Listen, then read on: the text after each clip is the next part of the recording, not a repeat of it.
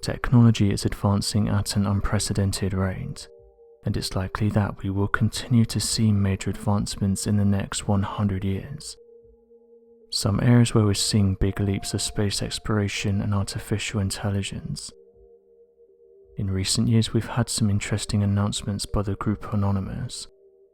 For those unaware, Anonymous is an organised group of activists and hackers who are known for their online activism and actions. The group is often associated with the use of the Guy Fawkes mask and the slogan "We are anonymous" in their online activities. Anonymous doesn't have a formal hierarchy or leadership structure, and its members are often anonymous themselves. The group's activities have included launching cyber attacks against governments and corporations, protesting against censorship and internet freedom, and supporting various social and political causes.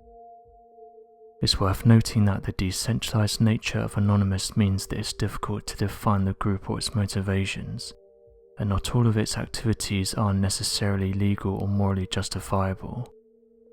While some of their actions are being controversial, Anonymous has also been credited with exposing corruption and human rights issues. It has been seen as a powerful force for promoting transparency and accountability. Every so often though, a member of the group will come forward with a worrying statement, and this happened just recently when a member stated that humanity is going to be in for a bumpy ride. The individual in question said that what humanity is doing right now isn't sustainable, and that everyone is currently being squeezed into a smaller box without even knowing it. The first issue they addressed was that of mass famine, and how it will spread across the world and affect millions of people, including those that work full-time.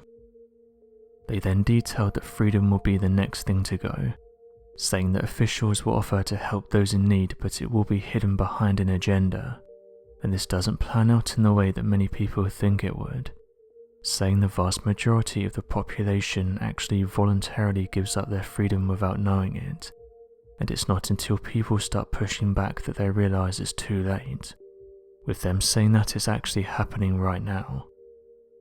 The user said the following: "Right now, try doing anything that requires you to live, and see how easy you can do this without money. There's so many people right now that don't realise they're 1 or 2 paychecks away from struggling, and until we step up and address this, things are only going to get worse. You've got people working full-time jobs that can't afford to live. They can't afford food, and they're now being told there's no support networks that can help them. Imagine working full-time and not being able to afford somewhere to live or eat. It's hard to imagine how we got to this place, but also that people are still accepting this lifestyle. We're seeing several trends that suggest that homelessness will continue to be a significant problem in the coming years. The bubble is going to pop soon, and when it does, many people are going to struggle." End quote. Others in the comment section have mirrored these statements, and said that if you're a young person right now, the future doesn't look bright. One talking point is that of food, and it's something that's been heavily featured in the media. It's possible that there may be food shortages in certain parts of the world in the future.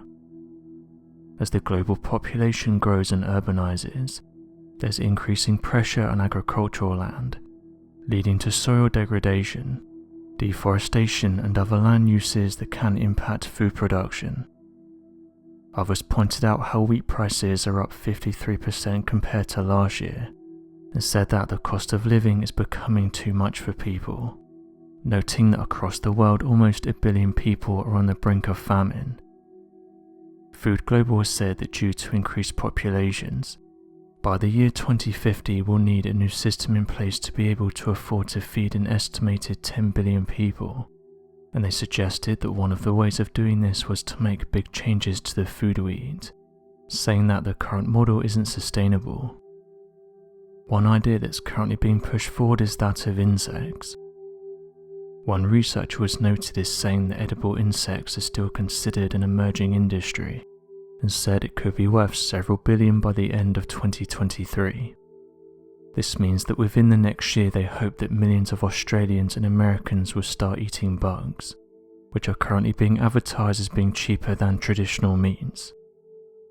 Officials have said this is a great alternative to those that want to eat meat but can't afford it, saying that it's just as nice and also offers the right nutrients. The Commonwealth Scientific and Industrial Research Organisation said the following: the worldwide edible insect market is expected to reach 1.4 billion Australian dollars, and this is by the end of 2023. Europe and the United States of America lead the Western world market, with more than 400 edible insect-related businesses in operation. Insects have high-value nutritional profiles and are rich in protein, omega-3 fatty acids, iron, zinc, folic acid, and vitamins B12. They're also complementary to our existing diets because they're a healthy, environmentally friendly, and rich source of alternative proteins. Over 2,000 insect species are currently eaten by 2 billion people from 130 countries, including 60 native insect species traditionally consumed by First Nation peoples. Iconic Australian species include the witchetty grubs, honeypot ants, and green tree ants.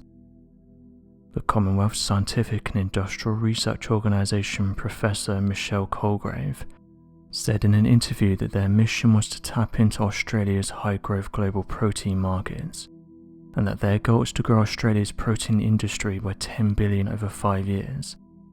They said the following: with the global population set to reach around 10 billion by 2050, we need to meet this demand for sustainable protein production.